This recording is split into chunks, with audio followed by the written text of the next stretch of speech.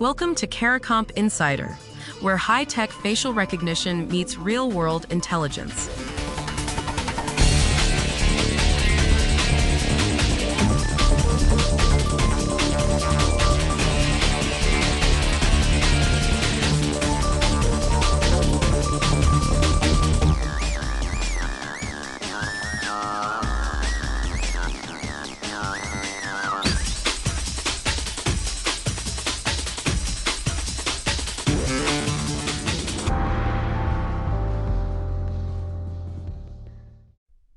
A group of hackers spent all of last year targeting banks, and they never once stole a password.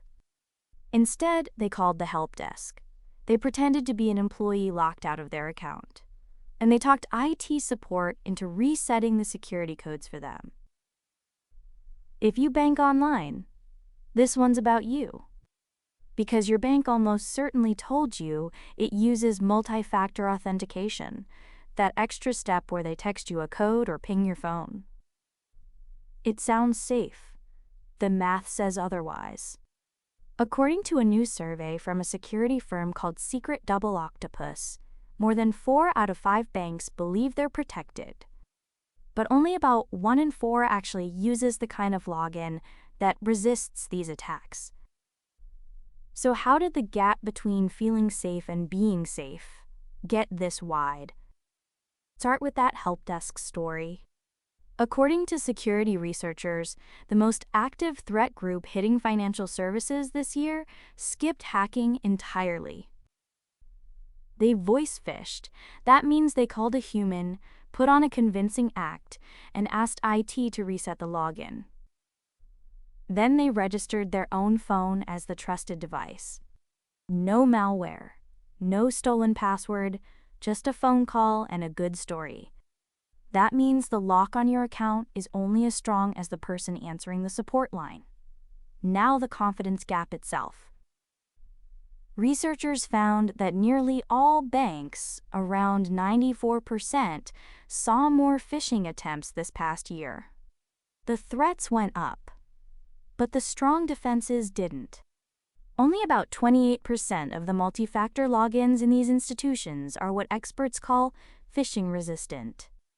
The rest still lean on text message codes and security questions, the stuff attackers can steal or trick out of you. Why the lag? A lot of it comes down to old systems. The survey found that modern cloud apps have decent protection, about 3/4 covered. But the older, legacy systems? Only about half. And more than half of these organizations still run most of their operations on that older infrastructure. So the strongest locks sit on the newest doors, while the vault runs on 20-year-old wiring. Then there's the part that isn't about technology at all. It's about the human brain. Attacks that exploit notification fatigue jumped more than 200% in a single year. Here's how that works. An attacker floods your phone with approval requests. Tap after tap after tap. Eventually, tired and annoyed, you approve one just to make it stop. Researchers say that's not carelessness. It's biology. Under a flood of pings, your brain stops asking, "Did I start this?" and starts assuming tapping yes makes this go away. Attackers aren't breaking the system. They're outsourcing the break-in to your own impatience. So the real problem isn't that banks ignored security. It's that they confused turning it on with being protected. A text message backup code sitting behind a fancy login isn't a safety net. It's an emergency exit, and the attacker walks right through it. So here's the whole thing in plain terms. Most banks think they're locked down, but only about 1/4 use logins that actually stop today's attacks. The hackers stopped stealing passwords.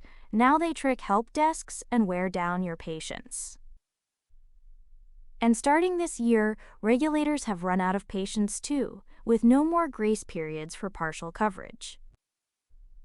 Whether you run a bank security team or just check your balance on your phone, we have multi-factor and "we're actually safe" turned out to be two very different sentences. The full story's in the description if you want the deep dive. Now you know something most people in this industry don't. Use it. And when you're ready to put it to work, caracomp.com. We'll see you tomorrow.